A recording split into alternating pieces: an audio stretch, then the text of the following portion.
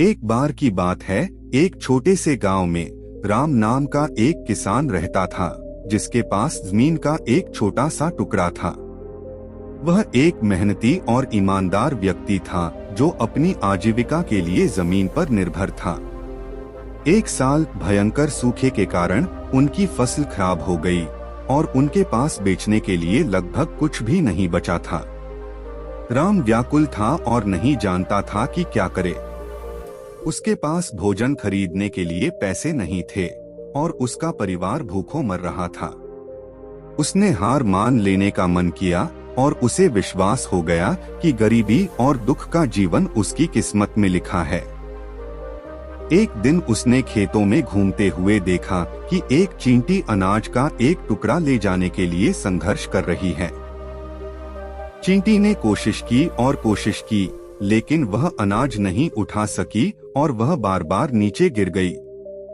राम ने चींटी के संघर्ष को देखा और मन ही मन सोचा, इतनी बार असफल होने के बाद भी अगर यह छोटी सी चींटी कोशिश कर सकती है तो मैं क्यों नहीं कर सकता। उन्होंने महसूस किया कि चींटी की दृढ़ता और दृढ़ संकल्प वे गुण थे जो उन्हें अपनी कठिनाइयों पर काबू पाने के लिए चाहिए थे। नई ऊर्जा के साथ राम ने पहले से कहीं ज्यादा मेहनत करना शुरू कर दिया। उसने अपने पास बचे सीमित पानी का उपयोग करते हुए अधिक सावधानी से खेतों को जोतना शुरू किया। उन्होंने अन्य किसानों से भी मदद मांगी और अपनी फसल की उपज में सुधार के लिए नई तकनीकें सीखी।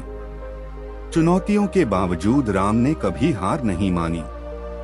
उन्होंने अथक परिश्रम किया और अंततः उस वर्ष भरपूर फसल प्राप्त की।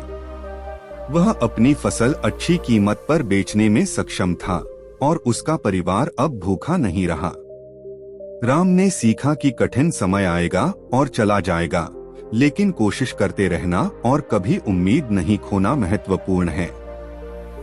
उन्होंने महसूस किया कि सबसे चुनौतीपूर्ण समय में भी दृढ़ता, दृढ़ संकल्प और कड़ी मेहनत ही सफलता की कुंजी है।